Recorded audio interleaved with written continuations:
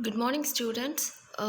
Today we can see about the types of employment in Tamil Nadu or in India. Okay, so we can divide the employment types into two types. They are the organized and the unorganized sectors.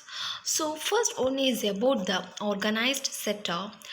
So, in organized setup, it is one that is incorporated with the appropriate authority or government and follows appropriate rules and regulations. That means, so this that means organized setup will follow the government rules. It was under some rules and regulations.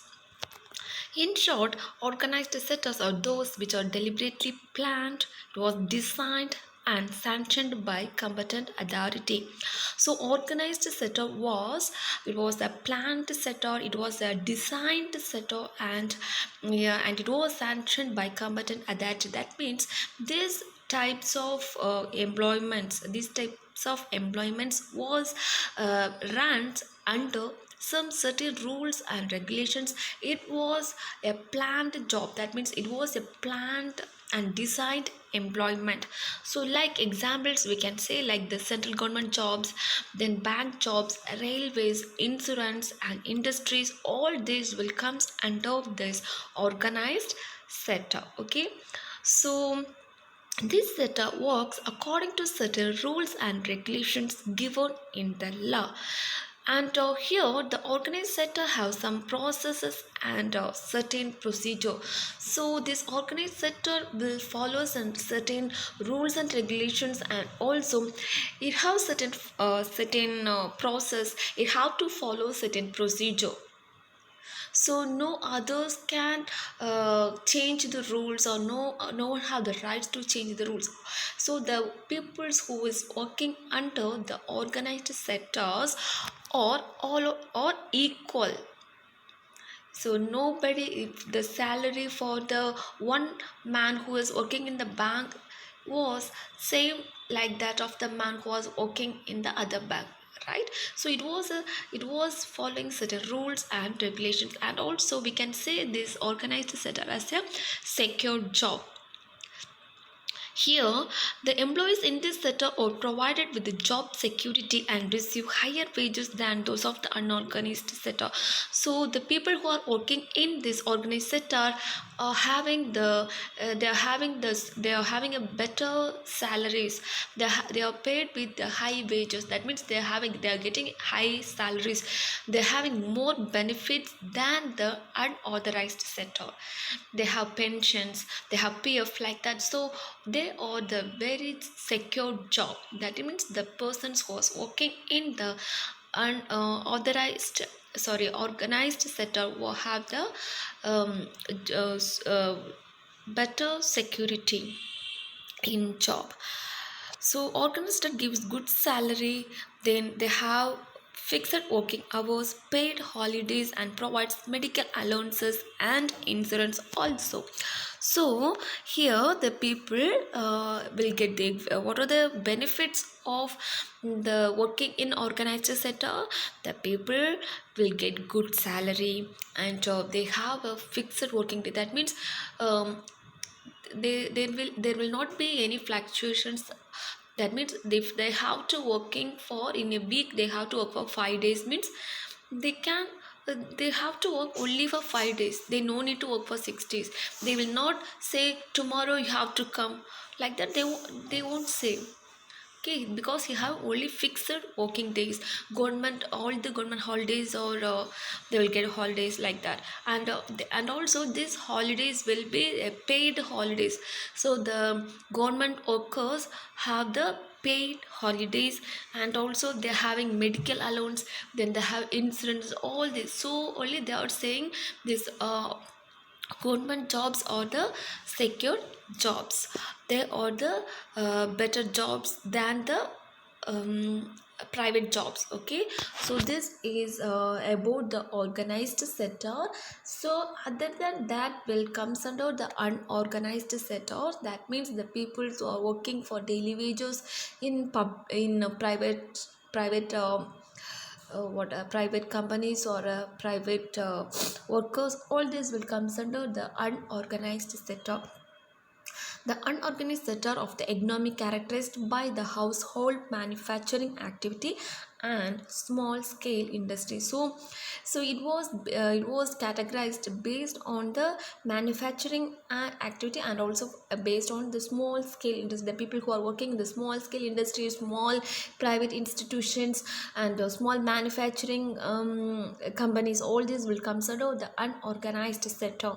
So here the jobs here are very low paid. It was not regular job, and they do not have paid leave, holiday due to sickness, and so on. So the in the peoples who are working in private institutions or private companies, they for they will not get the proper salary, then they will not get holidays, or if they having sickness means also they not able to take the leave, right?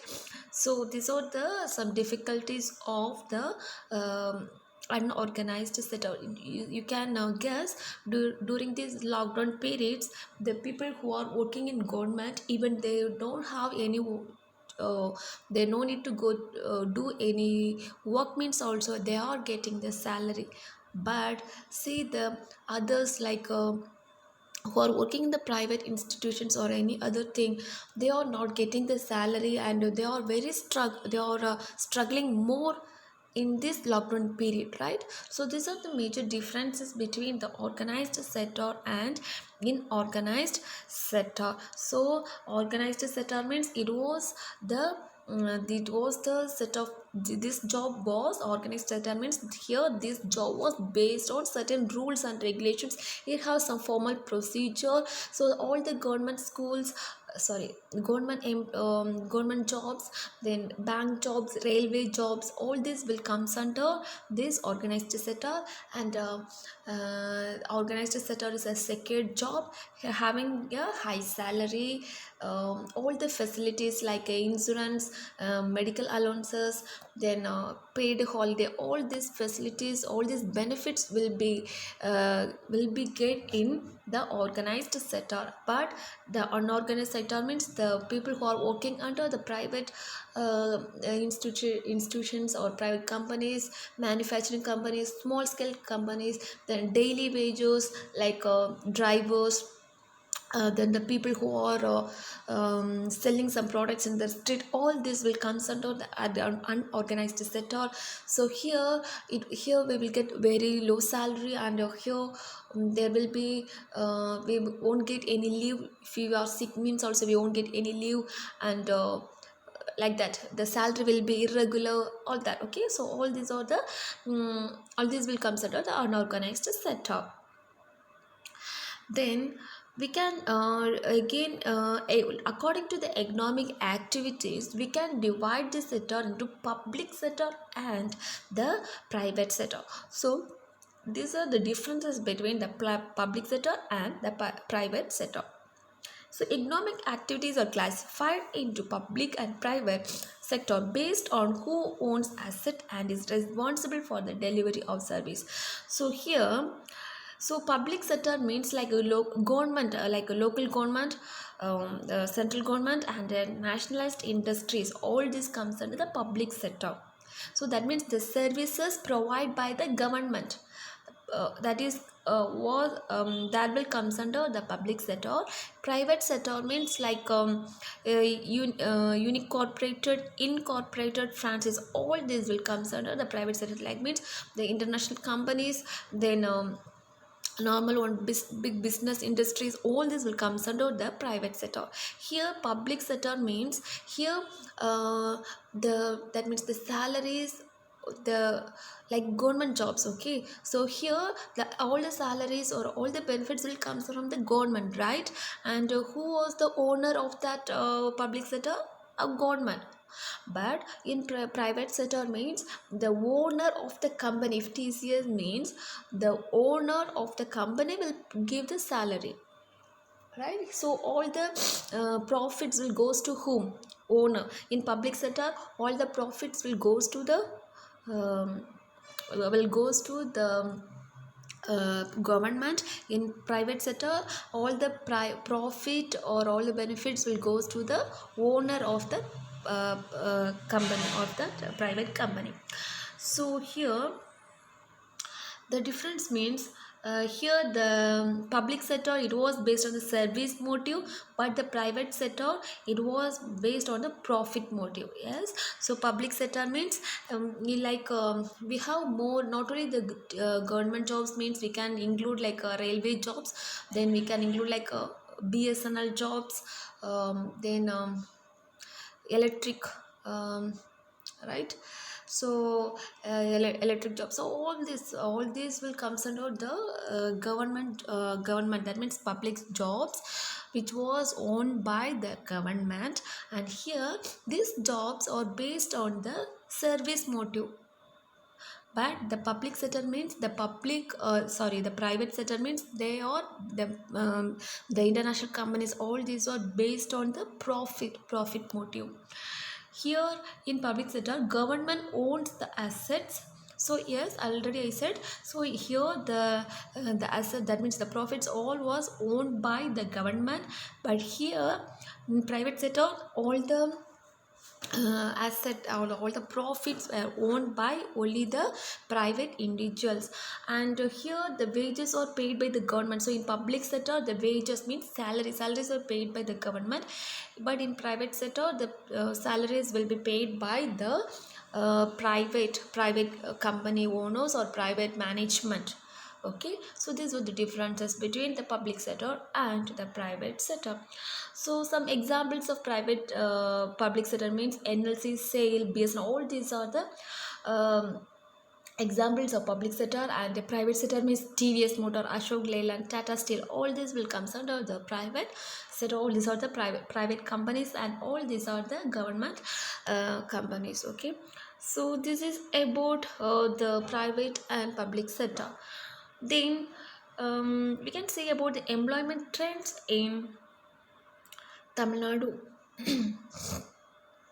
So according to Tamil Nadu, we can see, we are most of the peoples are working like an agriculture. So agriculture, despite a sharp decline in gross domestic product, continues to be the largest employer in Tamil Nadu. So if we consider Tamil Nadu, the agriculture was the largest employers in Tamil Nadu. So this is because the non-agriculture sector are yet to generate enough employment to affect a shift of labor force. So most of the employment growth in Tamil Nadu has been contributed by the unorganized and informal sector. So if we say in Tamil Nadu, the most of them are working as a unorganized sector, right? That means organized, not as an organized sector. Most of the peoples are as an unorganized sector only, working in this in Tamil Nadu. So why? Why this? Because of the education level, many people are not at all aware for about the education. So but now it was literally changing, because they are allowing their children to study, and they have to get a better jobs, right? So but the before days, all if we can see our parents and all, they are all working.